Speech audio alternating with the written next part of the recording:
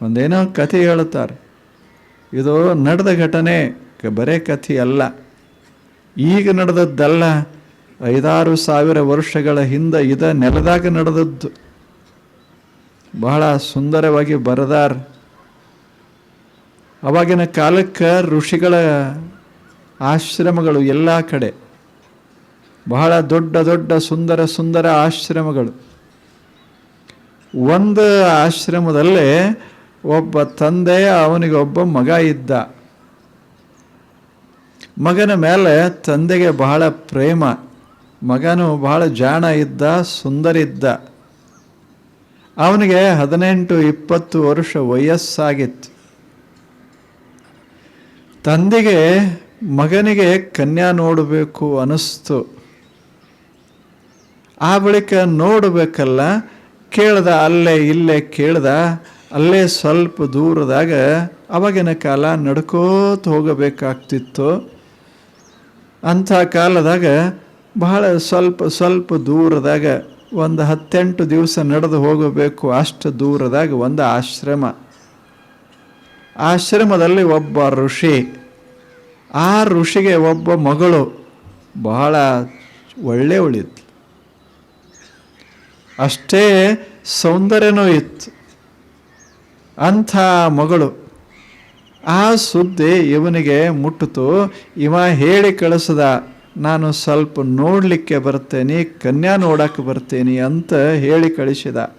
ಮಗನ ಕರ್ಕೊಂಡು ಹೋದ. ಆ ಋಷಿಗೆ ಬಹಳ ಸಂತೋಷ ಆಗಿತ್ತು. ಮಗಳು 10-16 ವರ್ಷದ ಮಗಳು, ಈತ ಬುದ್ಧಿವಂತ, ಈ ಹುಡುಗ, ಇದು ಬಹಳ ಒಳ್ಳೆಯ ಸಂಬಂಧ ಆಗ್ತದಂತ ಅವನಿಗೆ ಬಹಳ ಸಂತೋಷ ಆಗಿತ್ತು. ಆದ್ದರಿಂದ ಬರಮಾಡಿಕೊಂಡ ಅವಾಗ ಆಗಿನ ಕಾಲ ಎಲ್ಲ ಬರಮಾಡಿಕೊಂಡ ಬಳಿಕ ಅವ್ರನ್ನ ಸತ್ಕರಿಸುವ ರೀತಿ ಅಂದರೆ ಒಂದಿಷ್ಟು ದೇವಾರಾಧನಾ ಮಾಡೋದು. ಮಧ್ಯದಲ್ಲಿ ಒಂದಿಷ್ಟು ಬೆಂಕಿ ಹಾಕಿಕೊಂಡಿದ್ದಾರೆ. ಅಲ್ಲೇ ಸುತ್ತಮುತ್ತ ಕೂತ್ಕೊಂಡು ಮಂತ್ರಗಳನ್ನು ಅಂತಾ ಇದ್ದಾರೆ. ಅವಾಗ ಈ ಕಡೆ ಋಷಿಯ ಮಗಳು, ಋಷಿಯ ಹೆಂಡತಿ ಎಲ್ಲರೂ ಒಂದು ಬಾಜು ಕೂತಾರೆ. ಇನ್ನೊಂದು ಬಾಜು ಇವ ಹುಡುಗ, ಅವರ ತಂದೆ, ಅವನು ಋಷಿನೇ, ಅವರ ತಾಯಿ ಅವಳು ಕೂತಾರೆ. 3 ಮಂದಿ ಈ ಕಡೆ, 3 ಮಂದಿ ಆ ಕಡೆ. ಋಷಿಗಳೆಲ್ಲ ಸುತ್ತಮುತ್ತ ಕೂತು ಮಂತ್ರ ಅಂತ ಇದ್ದಾರೆ. ಇವ ನೋಡಕ್ಕೆ ಬಂದಿದ್ದ, ಕನ್ಯಾ ನೋಡಕ್ಕೆ ಬಂದಿದ್ದ. ಮಜಾದ, ಕೇಳುವಂಗದ. ಹೀಗೆ ಮಂತ್ರ ಅನ್ಕೋತ ಹೀಗೆ ನೋಡ್ದ. ಮಗಳತ್ತ ಲಕ್ಷ್ಯ ಹೋಯಿತು. ಇವಳೇ ಮಗಳು, ಎಷ್ಟು ಸುಂದರಳದಾಳ ಅಂದ. ಎಷ್ಟು ಚಂದದಾಳ ಅಂದ. ಅಂದು ಮುಂದೆ ಏನು ಮಗ ನೆನಪಾಗಲಿಲ್ಲ. ಗೊತ್ತಾಗಿರ್ಬೇಕು ನಿಮಗೆ. ಮಗ ಮರೆತ, ಹೆಂಡತಿ ಮರೆತ್ಲು. ಮನುಷ್ಯನಾಗಿ ವಿಚಾರ ಮಾಡ್ದ, ಈಕೆಯನ್ನು ಲಗ್ನ ಆಗಬೇಕು ಅಂತ. ತಂದೆ ಹೇಗೆ ಮಜಾ ಹೇಗಿರು. ನೋಡಕ್ಕೆ ಹೋಗಿ ಉದ್ದೇಶ ಏನು? ಮಗನಿಗೆ ಲಗ್ನ ನೋಡಕ್ಕೆ ಹೋಗ್ಯಾನ, ಕನ್ಯಾ ನೋಡಕ್ಕೆ ಹೋಗ್ಯಾನ. ತಾನು ಕನ್ಯಾ ನೋಡಕ್ಕೆ ಹತ್ಯಾನ. ನಮ್ಮದು ಜೀವನ ಹಿಂಗದ, ಏನೋ ಮಾಡಕ್ಕೆ ಹೋಗ್ತೇವಿ, ಏನೋ ಮಾಡಿ ಬಿಡ್ತೇವೆ ಅಷ್ಟೇ. ಆಗೋದಿಲ್ಲ. ಕಥೆ ಬರೆದಾರೆ. ಅವಾಗ ಮುಂದೆ ಅಷ್ಟಕ್ಕೆ ಬಿಡಲಿಲ್ಲ. ಋಷಿಗೆ ಕೇಳ್ದ, ಕನ್ಯಾ ನನಗೆ ಕೊಡು ಅಂದ. ಗಾಬರಿ ಆದ ಋಷಿ. ಮೊದಲ ಶಾಪ ಕೊಡೋ ಈ ಮನುಷ್ಯ ಇನ್ನೇನು ಮಾಡ್ತಾನೋ ಅಂತ. ಅನಿವಾರ್ಯವಾಗಿ ಕೊಟ್ಟ. ಮಗ ಹಂಗ ಉಳ್ದ. ಇವ ಲಗ್ನ ಆಗಿ 2ನೇ ಲಗ್ನ ಮಾಡ್ಕೊಂಡು ಮನೆಗೆ ಬಂದಿದ್ದ ಅಷ್ಟೆ. ಏನೋ ಮಾಡಕ್ಕೆ ಹೋಗಿ ಏನೋ ಆಗ್ತದೆ. ಉದ್ದೇಶನೇ ಜೀವನದಾಗ ಮರೆತು ಹೋಗ್ತದೆ. ಹೋಗೋದಲ್ಲೇ ಮಸ್ತಾಗಿ ಒಂದು ಸುಂದರ ಪ್ರಪಂಚ ಕಟ್ಕೋಬೇಕು ಅಂತ ಹೋಗ್ತೇವೆ. ಅದನ್ನು ಮುಂದೆ ಮರ್ತೇ ಬಿಡ್ತೇವೆ. ಇದಕ್ಕೆ ಪ್ರಮಾದ ಅಂತ ಕರೆದಾರ. ಏನು? ಉದ್ದೇಶ ಮರೆತು ಹೋದ್ರೆ ಇದು ಪ್ರಮಾದ. ಇಂಥ ಎಷ್ಟು ಘಟನೆಗಳು ನಮ್ಮ ಬದುಕಿನಾಗ, ಎಷ್ಟು ಘಟನೆಗಳು. ಆರಂಭ ಮಾಡುವಾಗಿನ ಉದ್ದೇಶವೇ ಬೇರೆ, ಮುಂದದು ಮರೆತು ಹೋದ ಬಳಿಕ ನಡೆಯುವ ಜೀವನವೇ ಬೇರೆ. ಬಹಳ ಆಶ್ಚರ್ಯದ ಹಂಗಾಗ್ಯದ ಇದು ಭಾರತವನ್ನು ಕಟ್ಟಬೇಕು ಅಂತ ಹಿಂಗೆ ಹೋಗ್ತೇವೆ, ಮುಂದದು ಮರ್ತ ಹೋಗ್ತದೆ. ಇದೇನು ಮರೆವ ಆಗ್ತದಲ್ಲ, ಇದಕ್ಕೆ ಪ್ರಮಾದ ಅಂತ ಕರೀತಾರೆ. ಜೀವನದಾಗ ಪ್ರಮಾದ ಬಂತು ಅಂದ್ರೆ ನಮ್ಮ ದಾರಿ ತಪ್ಪುತ್ತದ, ನೀತಿ ತಪ್ಪುತ್ತದ, ನೈತಿಕತೆ ಮರೆಯಾಗಿ ಹೋಗ್ತದೆ. ಇದು ಮೊದಲನೇ ಅರ್ಥ. ಆ ಬಳಿಕ ಎರಡನೇ ಅರ್ಥ, ಏನು ನಾವು ಮಾಡ್ತೇವೆ ಅದರ ಪರಿಣಾಮದ ಕಡೆ ಲಕ್ಷ್ಯ ಇಲ್ಲದೆ ಇದ್ದರೆ ಪ್ರಮಾದ. ಪರಿಣಾಮ ಏನೇ ಮಾಡಲಿ, ಇದೊಂದು ವಸ್ತುವನ್ನು ಹಿಂಗೆ ಕೊಡ್ತೇನೆ, ಕೊಡುವಾಗಿನ ಈ ಕೊಡುವ ಕಾರ್ಯದ ಪರಿಣಾಮ ಏನಾದೀತು ಅಂತ ವಿಚಾರನೇ ಬರೋದಿಲ್ಲ. ಆವಾಗ ಪ್ರಮಾದ ಆಗ್ತದೆ. ಪ್ರಮಾದ ಜೀವನವನ್ನು ಕೆಡಿಸಿ ಬಿಡ್ತದೆ. ಆ ಕ್ಷಣ ಒಂದು ಕ್ಷಣ ಇರ್ತದೆ, ಸುಮ್ಮನೆ ಒಂದು ಏನರೇ ಮಾತಾಡಿ ಬಿಡ್ತೇವೆ, ಊರೆಲ್ಲ ಉರ್ಯಾಕೆ ಶುರುವಾಗ್ತದೆ. ಪ್ರಮಾದ. ಈ ಶಬ್ದ ನುಡಿಬೇಕೋ ನುಡಿಬಾರ್ದೋ, ನುಡಿದರ ಪರಿಣಾಮ ಏನಾದೀತು ಅಂತ ವಿಚಾರ ಮಾಡೋದಿಲ್ಲ.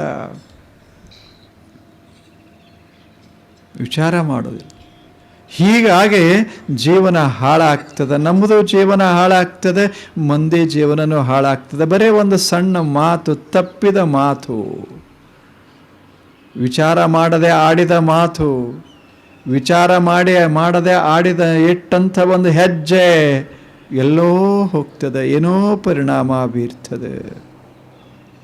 ಅದಕ್ಕೆ ಏನು ಮಾತನಾಡ್ತೇವೆ, ಯಾವ ಕೆಲಸ ಮಾಡ್ತೇವೆ, ಯಾವ ಹೆಜ್ಜೆ ಇಡ್ತೇವೆ, ಕಣ್ಣಿನ ನೋಟ ಇರಬಹುದು, ಕೈ ಸ್ಪರ್ಶ ಇರಬಹುದು, ಕಾಲಿನ ಒಂದು ಹೆಜ್ಜೆ ಇರಬಹುದು, ಅದು ಯಾವ ದಿಕ್ಕಿನಾಗ ಇಟ್ಟೇವಿ, ಯಾವ ಉದ್ದೇಶಕ್ಕಿಟ್ಟೇವಿ, ಇದು ಅದರ ಪರಿಣಾಮವನ್ನು ನಿರೀಕ್ಷೆ ಮಾಡದೆ, ಪರಿಣಾಮವನ್ನು ಗಮನಿಸದೆ ಮಾಡಿಬಿಟ್ಟೇವಿ ಅಂದರೆ ಬದುಕು ಹಾಳಾಗ್ತದೆ.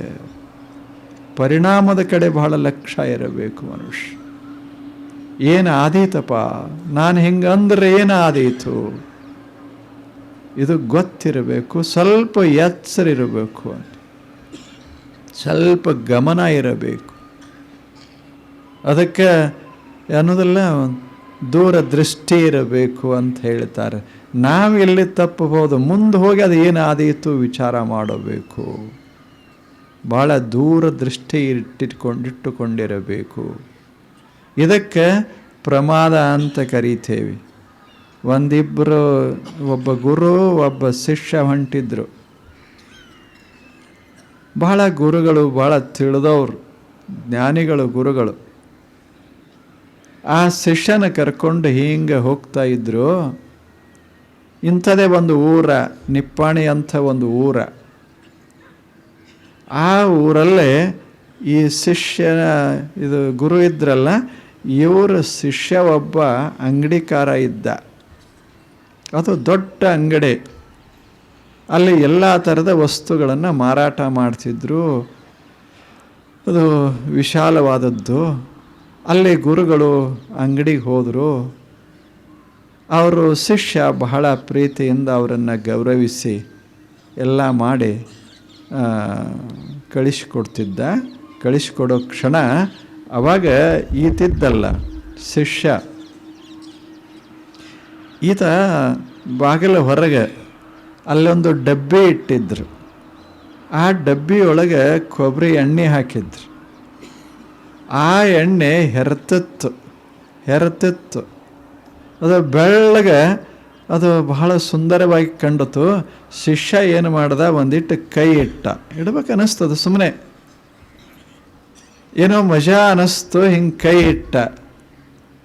ಇಟ್ಟ ಅಷ್ಟೇ ಬಿಡ್ಬೇಕಲ್ಲ, ಬಿಡಲಿಲ್ಲ. ಅಲ್ಲೇ ಕಂಬಿತ್ತು, ಕಂಬಕ್ಕೆ ಒರೆಸ್ದ.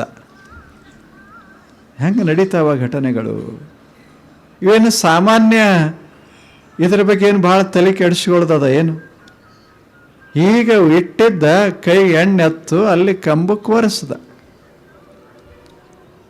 ಅವಾಗ ಗುರುಗಳು ಮುಂದೆ ಶಿಷ್ಯ ಹಿಂದಿಂದ ಹೊಂಟಿದ್ರು. ಗುರುಗಳು ಹೇಳಿದರು, ಅಲ್ಯಾಕೆ ಕೈ ಇಟ್ಟು ಅಲ್ಯಾಕೆ ಒರೆಸ್ದಿ ಅಂದ. ಗುರು ಕೇಳಿದ್ರು, ಅವಾಗ ಶಿಷ್ಯ ಹೇಳ್ದ, ಅದೇನು ದೊಡ್ಡ ಮಾತ್ರ, ಇಡ್ಬೇಕನ್ನಿಸ್ತು ಇಟ್ಟೆ, ಹಚ್ಬೇಕನ್ನಿಸ್ತು ಹಚ್ಚದೆ. ಇದಕ್ಕೆಲ್ಲ ಬಹಳ ಮಹತ್ವ ಕೊಡ್ತಾರೇನು ಅಂದ. ಗುರುಗಳೇ, ಏನಿದೆಲ್ಲ ಸಣ್ಣ ಪುಟ್ಟ ಸಂಗತಿಗಳಿಗೆ ಯಾಕೆ ತಲೆ ಕೆಡಿಸ್ಕೋತೀರಿ ಅಂದ. ಅವಾಗ ಗುರು ಹೇಳಿದರು, ನೋಡೋ, ವಿಚಾರ ಮಾಡಲಾರ್ದೆ ಏನರೇ ಮಾಡಿದ್ರೆ ಅದರದ್ದು ಪರಿಣಾಮಗಳು ಬಹಳ ಕೆಟ್ಟಾಗ್ತಾವ. ಶಿಷ್ಯ ಅಂದು, ಇದ್ರದ್ದು ಯಾವ ಪರಿಣಾಮ ರೀ? ಹಿಂಗೆ ತಗೊಂಡೆ, ಹಿಂಗೆ ಹಚ್ಚಿದೆ, ಇದ್ಯಾವ ಪರಿಣಾಮ? ಹೌದೇನು? ಹಾಗಾದ್ರೆ ಇಲ್ಲಿ ಕೂಡೋಣ ಬಾ, ನೋಡ್ಕೋತಿರು ಅಂದ ಗುರು ಕರ್ಕೊಂಡು ಹೋಗಿ ಅಷ್ಟು ದೂರ ಅಂಗಡಿ, ಇಲ್ಲೊಂದು ಊರ ಹೊರಗಿನ ಮಗ್ಲ ಒಂದು ದೊಡ್ಡ ಗಿಡ ಇತ್ತು, ಮಾಲದ ಗಿಡ, ಕೆಳಗೆ ಕಟ್ಟಿತ್ತು, ಕಟ್ಟಿ ಮೇಲೆ ಶಿಷ್ಯ ಕೂತರು ಗುರುಗಳು. ಕೂಡು ಶಿಷ್ಯನ, ಇಲ್ಲೇ ಕೂಡು, ನೋಡ್ತಿರು ಅಂದು. ಅಲ್ಲೇನು ಇತ್ತಲ್ಲ ಅಂಗಡಿ, ಅದೇನು ಎಣ್ಣೆ ಹಚ್ಚಿದ್ದ, ಆ ಎಣ್ಣೆ ಸಲುವಾಗಿ ಇವು ಏನು ಹಾರಾಡ್ತಾವಲ್ಲ, ಫ್ಲೈಸ್, ನೊಣ, ಹಿಂಗೆ ಒಂದು ನೊಣ ಬಂದು ಕುಂತು. ಅಷ್ಟು ಮಜಾ ನಡೀತದ. ಎಣ್ಣೆ ಅದ ಅಂದಾಗ ನೊಣ ಬಂದು ಕೂತು, ಆ ನೊಣ ತಿನ್ನಕ್ಕೆ ಒಂದು ಹಲ್ಲಿ ಓಡಿ ಬಂತು. ಇವ ಶಿಷ್ಯ ಇಲ್ಲೇ ಕೂತಾನ, ಏನೂ ಆಗೋದಿಲ್ಲ ಅಂತ ಕೂತಾನ. ಎಷ್ಟು ಮಜಾ! ಸುಮ್ಮನೆ ವರ್ಷಾನ ಅದು ನೊಣ ಬಂತು, ನೊಣ ತಿನ್ನಕ ಹಲ್ಲಿ ಬಂತು. ಹೇಗೆ ಮಜಾ ಹೇಗೆ! ಹಲ್ಲಿಯ ಬಾಲ ಹಿಂಗೆ ಅಲಗಾಡ್ತದೆ, ಅದು ಬಾಲ ಅಲಗಾಡ್ತು. ಅವಾಗ ಅಲ್ಲೇ ಒಂದು ನಾಯಿ ಇತ್ತು, ನಾಯಿ ಜಿಗಿತು, ಮ್ಯಾಗ ಜಿಗಿತು.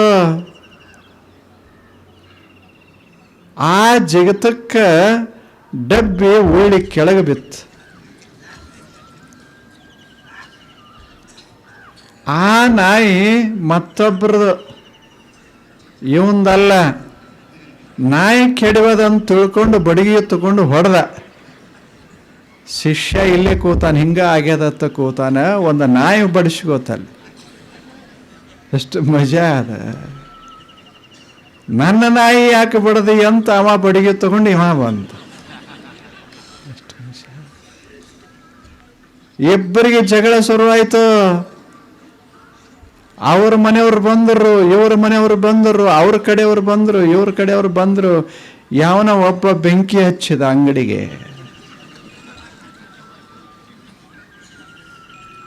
ಆ ಬೆಂಕಿ ಹತ್ತಗೊತ್ತ ಹೋಯ್ತು, ಅರ್ಧ ಊರು ಸುಟ್ಟಿತ್ತು. ಶಿಷ್ಯಗಂದ್ರು ಗುರುಗಳು, ಹೆಂಗದನೋ ನೀನು ಇಟ್ಟ ಹಚ್ಚಿದ್ದೆಲ್ಲ ಹಿಂಗಾಯ್ತು.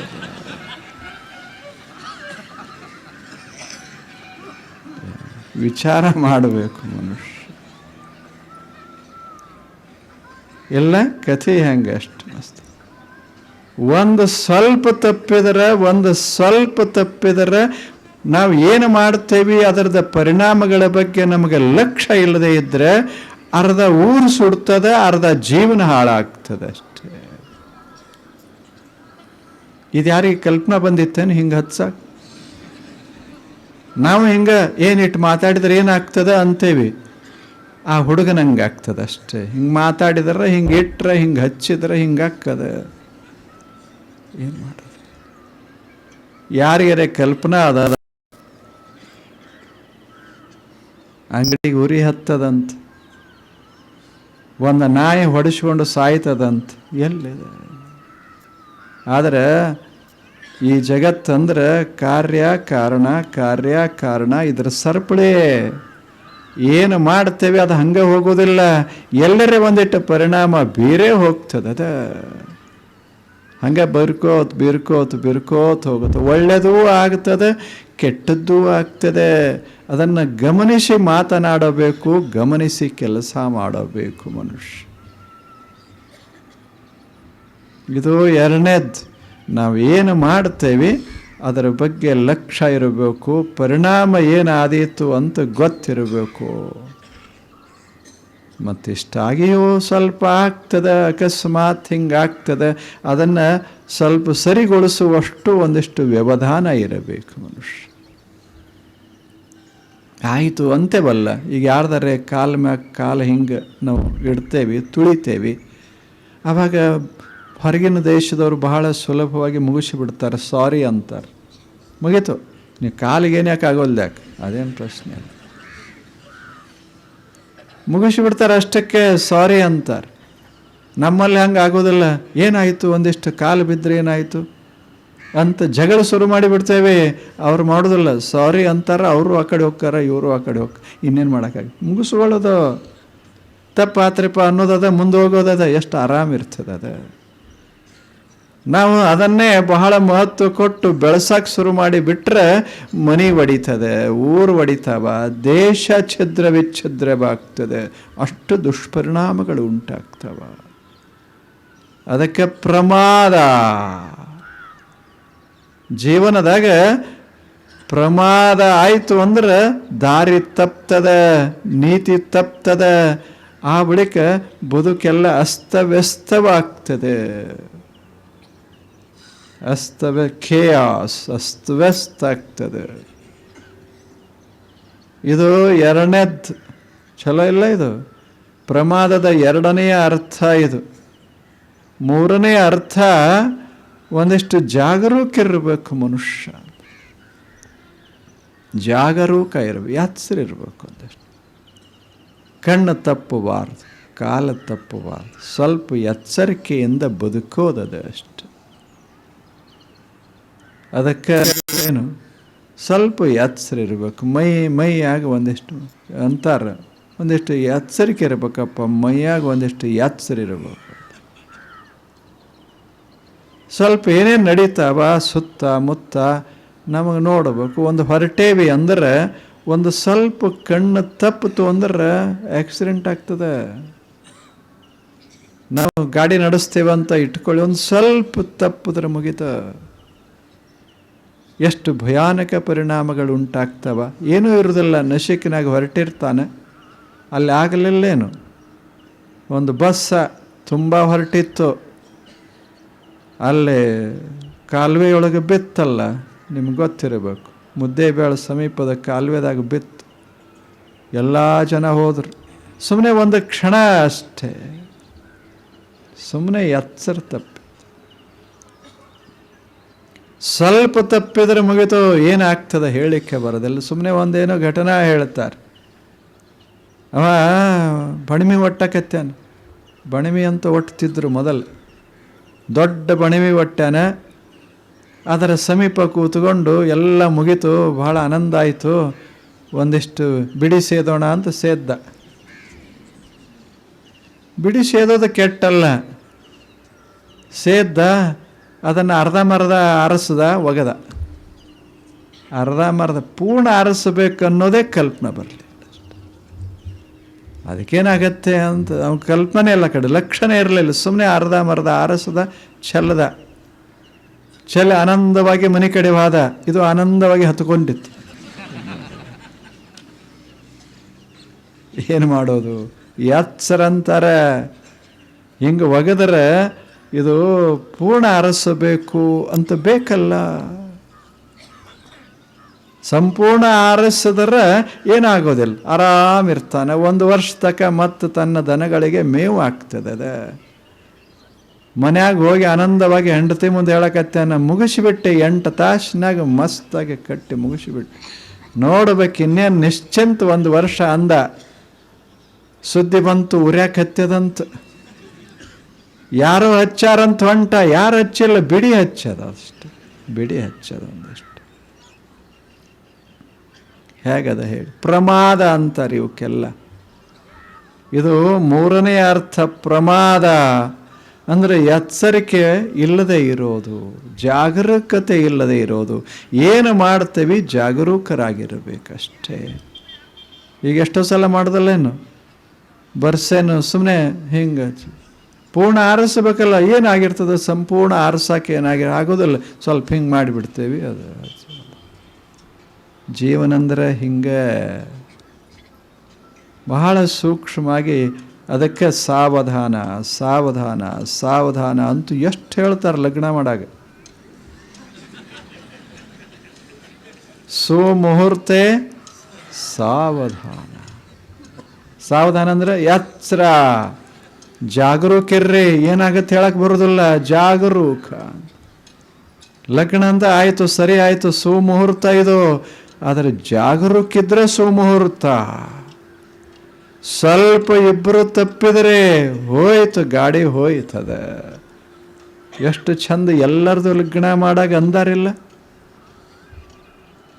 ಅವ್ರು ಅಂದವರು ಮರ್ತಾರ. ಎಷ್ಟು ಒಳ್ಳೆ ಮಾತು ಅದು. ಸುಮುಹೂರ್ತೆ ಸಾವಧಾನೆ. ಋಷಿಗಳು ಮಾಡಿದ್ದು ಬಹಳ ಅರ್ಥಪೂರ್ಣ. ಅದರ ಅರ್ಥ ಗೊತ್ತಿದ್ರೆ ಅರ್ಥಪೂರ್ಣ, ಇಲ್ಲದಿದ್ರೆ ಇದ್ಯಾಕೆ ಅಂತೆ. ಎಷ್ಟು ಅರ್ಥ ಅದ ಅದಕ್ಕೆ. ಸುಮುಹೂರ್ತ, ಸಾವಧಾನ, ಅವಧಾನ ಇರಬೇಕು. ಅವಧಾನ ತಪ್ಪಬಾರದು. ಈಗ ಹೆಂಗದಿರಲ್ಲ ಹಿಂಗೆ ಇರಬೇಕು ಅಂದ್ರೆ ಸುಮುಹೂರ್ತ. ಈಗೇನು ಅವಧಾನದ, ಈಗ ಎಚ್ಚರದ ಅಲ್ಲ, ಇವರು ಹೆಂಡತಿ ಇವರು ಪತಿ ಅಂತ ಎಚ್ಚರ ಏನದ, ಈ ಎಚ್ಚರಿಕೆ ತಪ್ಪಬಾರದು. 100 ವರ್ಷ ಗೊತ್ತಿರಲಿ ಇದೇ ಇದು ಇದೇ ಇದು ಅಂತ ಗೊತ್ತಿರಲಿ, ಎಚ್ಚರ ತಪ್ಪಬಾರದು. ಎಷ್ಟು ಚಂದ ಹೇಳ್ತಾರೆ. ಸುಮುಹೂರ್ತ, ಸಾವಧಾನ ಅಲ್ಲ, ಸುಮ್ಮನೆ ಅನ್ಕೊಳ್ರಿ ಎಷ್ಟು ಮಜಾ ಅದ ಶಬ್ದ. ಯಾವಾಗಾರ ಈ ಕೇಳಿದ್ರೇನು ಸುಮುಹೂರ್ತ ಸಾವಧಾನ ಅಂತ ಕೇಳೇವಿ, ಮಾಡೇವಿ, ಒಗಿತೇವಿ. ನಮ್ಮ ಲಕ್ಷ್ಯ ಇರೋದೆಲ್ಲ ಅಕ್ಷತೆ ಕಡೆನೇ ವಿನಃ ಮಾತಿನ ಕಡೆನೇ ಇರಲಿ, ಯಾತ್ಸರಿಲ್ಲ ಅಷ್ಟೇ. ಹಾಗಾಗಿ ಜೀವನ ಕೆಡ್ಕೋತ ಹೋಗ್ತದೆ. ಅವಧಾನ ಇತ್ತು ಅಂದ್ರೆ ಕುಟುಂಬ ಸುಂದರನೇ ಆಗ್ತದೆ. ಯಾವ ಮನೆಗಳು ಒಡೆಯೋದಿಲ್ಲ, ಎಲ್ಲ ಮನೆಗಳು ಸುಂದರವಾಗಿಯೇ ಇರ್ತಾವ, ಚೆಂದಾಗಿಯೇ ಇರ್ತಾವ. ಮನೆ ಅಂದ್ರೇನು? It is a heaven on the earth. ಪರದೇಶದವರು ಹೇಳ್ತಾರೆ ಹೋಮ್ ಅಂದ್ರೆ ಏನು? It is a heaven on the earth. ಮನೆ ಅಂದರೆ ಸ್ವರ್ಗ. ಮನೆಯೊಳಗೆ ಸರ್ವತಂತ್ರ ಸ್ವತಂತ್ರ. ಅಲ್ಲಿ ಎಲ್ಲ ಥರದ ಸಂತೋಷಕ್ಕೆ ಅನುಕೂಲತೆಗಳದಾವ, ಅವಕಾಶಗಳದಾವ. ಅಂಥ ಮನೆ ಅದು.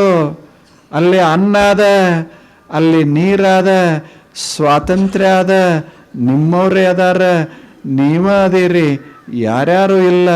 ಸ್ವರ್ಗ ಅಲ್ಲೇನು, ಅದು ಸ್ವರ್ಗ.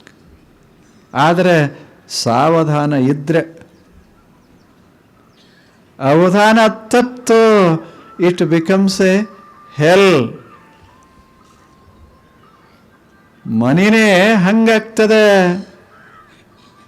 ಮನಿನೇ ಹಂಗಾಗ್ತದೆ. ನಾವು ಸ್ವಲ್ಪ ಸಾವಧಾನ. ಮನೆ ಕಟ್ಟೋದು, ಕಟ್ಟಡ ಕಟ್ಟೋದು ಎಷ್ಟು ಮಹತ್ವದ್ದೋ ಅಷ್ಟೇ ಮಹತ್ವದ್ದು ಕಟ್ಟಡದ ಒಳಗೆ ಮನೆ ಕಟ್ಟೋದು. ಮನೆ ಬ್ಯಾರೆ, ಮನೆ ಕಟ್ಟಡ ಬ್ಯಾರೆ. ಕಟ್ಟಡ ಒಬ್ಬ ಎಂಜಿನಿಯರ್ ಸುಂದರ ಮಾಡಿ ಕೊಡಬಲ್ಲ, ಆದರೆ ಮನೆ ಮಾಡಿ ಕೊಡೋರು ಯಾರದಾರ? ಮನೆ ನಾವು ಕಟ್ಟಬೇಕು. ಕಟ್ಟಡವನ್ನು ಕಲ್ಲಿನಿಂದ ಮಣ್ಣಿನಿಂದ ಕಟ್ಟಾಕ ಬರ್ತದೆ, ಸಿಮೆಂಟು ಅವು ಇವು ಬಳಸಾಕ ಬರ್ತದೆ, ಹೊರಗಿನ ವಸ್ತುಗಳು ಇವು ಅವಧಾನದಿಂದ ಕಟ್ಟಬೇಕಾಗ್ತದೆ. ಬದುಕ ಅವಧಾನ, ಸ ಅವಧಾನ, ಸಾವಧಾನ, ಸಾವಧಾನ.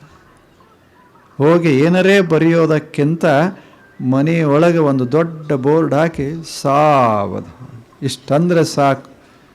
ಸ್ವಲ್ಪ ಯಾರೇ ಸಿಟ್ಟಿಗೆದ್ರು ಸಾವಧಾನ. ಈತ ಒಂದು ಕಡ್ಡಿ ಕೊರೆದು ಬ್ರಿಸ್ಟಲ್ಕ್ಕೆ ಹಚ್ಚದ ಸಾವಧಾನ. ಹಿಂಗೆ ಹಚ್ಚ ಮಾಡಬೇಕು ಸಾವಧಾನ. ಒಂದು ಇರ್ಬೇಕಲ್ಲೇ. ಅದು ಇತ್ತು ಅಂದ್ರೆ ಜೀವನ ಚಂದ ಇರ್ತದೆ, ಭಾಳ ಚಲೋ ಇರ್ತದೆ. ಇಲ್ಲದೆ ಇದ್ದರೆ ಆಕ್ಸಿಡೆಂಟ್ ಆಗ್ತಾವೆ, ಭಾಳಷ್ಟು ಆಕ್ಸಿಡೆಂಟ್ ಆಗ್ತಾವೆ, ಅಪಘಾತಗಳಾಗ್ತಾವೆ. ವೇಗ ತಪ್ಪಿದ್ರೆ ವೇಗ ಹೆಚ್ಚಾದಂಗೆ ಅವಧಾನ ಹೆಚ್ಚಾಗಬೇಕಾಗ್ತದೆ. ಗಳಿಸೋದು ಹೆಚ್ಚಾದಂಗೆ ಅವಧಾನ ಹೆಚ್ಚಾಗಬೇಕಾಗ್ತದೆ. ಕುಟುಂಬ ದೊಡ್ಡದಾದಂಗೆ ಅವಧಾನ ಹೆಚ್ಚಾಗಬೇಕಾಗ್ತದೆ. ಆವಾಗ ಪ್ರಮಾದ ಆಗೋದಿಲ್ಲ. ಪ್ರಮಾದ ಆಗದೇ ಇರೋದರಿಂದ ನೈತಿಕ ಜೀವನ ಚೆಂದಾಗಿರ್ತದೆ. ಇದು ಪ್ರಮಾದ. ಎಷ್ಟದು ಈಗ? 2. ದಾರಿ ಬಿಡಿಸೋ ಇವು. ಮೊದಲನೇದ್ದು ಆಕರ್ಷಣೆಗಳು, ಅವು ನಮ್ಮನ್ನು ದಾರಿ ಬಿಡಿಸ್ತಾವ. ಆ ಬಳಿಕ 2ನೇದ್ದು ಪ್ರಮಾದ, ಎಚ್ಚರ ತಪ್ಪೋದು, ಅದು ದಾರಿ ಬಿಡಿಸ್ತದೆ. ಅದಕ್ಕೆ ಅವಧಾನ ಇರಬೇಕು. ಇವೆರಡು ಬಹಳ ಪ್ರಮುಖ ಸಂಗತಿಗಳಿವು. ಜೀವನದ ನೈತಿಕ ಜೀವನದ ಇವು ಆತಂಕಗಳಿವು 2, ಆಕರ್ಷಣೆ ಮತ್ತು ಅವಧಾನ ಇಲ್ಲದೆ ಇರೋದು. ಅವಧಾನ ಪ್ರಮಾದ, ಭಾಳ ಚಲೋ ಶಬ್ದ ಇದು, ಪ್ರಮಾದ. ಆದ್ದರಿಂದ 3 ಕೆಲಸ ನಾವು ಮಾಡೋದು. ನಮ್ಮ ಉದ್ದೇಶ ಮರೆಯಾಗಬಾರದು. 2ನೇದ್ದು ನಾವೇನು ಮಾಡ್ತೇವೆ ಅದರ ಪರಿಣಾಮ ಗಮನಿಸ್ತಾ ಇರಬೇಕು. 3ನೇದ್ದು ಅವಧಾನ ಇರಬೇಕು, ಎಚ್ಚರ ಇರಬೇಕು. ಏನರೇ ಮಾಡಿ ಹೋಗಬಾರದು. ಜಗತ್ತಿನಾಗ ಏನು ಮಾಡ್ತೇವೆ ಅದರ ಬಗ್ಗೆ ಸ್ಪಷ್ಟ ಕಲ್ಪನೆ ಇರಬೇಕು. ಆಗ ಒಂದಿಷ್ಟು ಎಚ್ಚರ ಇರಬೇಕು, ಎಚ್ಚರಿಕೆ ತಪ್ಪಬಾರದು. ಇವು 3 ಬಹಳ ಮಹತ್ವದ ಸಂಗತಿಗಳು. ಇವು ಇಲ್ಲ ಆದರೆ ಪ್ರಮಾದ ಆಗ್ತದೆ. ಪ್ರಮಾದ ಇರೋದರಿಂದಲೇ ಎಲ್ಲವೂ ಕೆಟ್ಟು ಹೋಗ್ತದೆ. ಯಾವುದೋ ಆಫೀಸ ಇರಬಹುದು ಅಥವಾ ದೇಶ ಇರಬಹುದು, ಸ್ವಲ್ಪ ಹೋಯ್ದರೆ ಹೋಯ್ತಲ್ಲ. ಸ್ವಲ್ಪ ಎಚ್ಚರ ತಪ್ಪಿತು ಅಂದರೆ ಹೋಯ್ತು.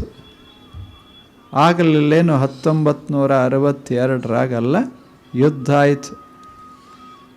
ಚೀನಿಗಳು ಬಂದರು, ಉತ್ತರದೊಳಗಿರುವಂಥ ಬಹಳಷ್ಟು ಪ್ರದೇಶ ಸುಮ್ಮನೆ ಹೆಂಗೆ ತಗೊಂಡ್ರು. ಯಾಕೆ? ನಾವು ಸಾವಧಾನ, ಎಚ್ಚರಿರಲಿಲ್ಲ, ಮಕ್ಕೊಂಡಿದ್ದೇವೆ ಅಷ್ಟೆ, ಸುಮ್ಮನೆ ಆನಂದವಾಗಿ ಮಕ್ಕೊಂಡಿದ್ದೆ. ಹಂಗೆ ಆಗ್ತದೆ.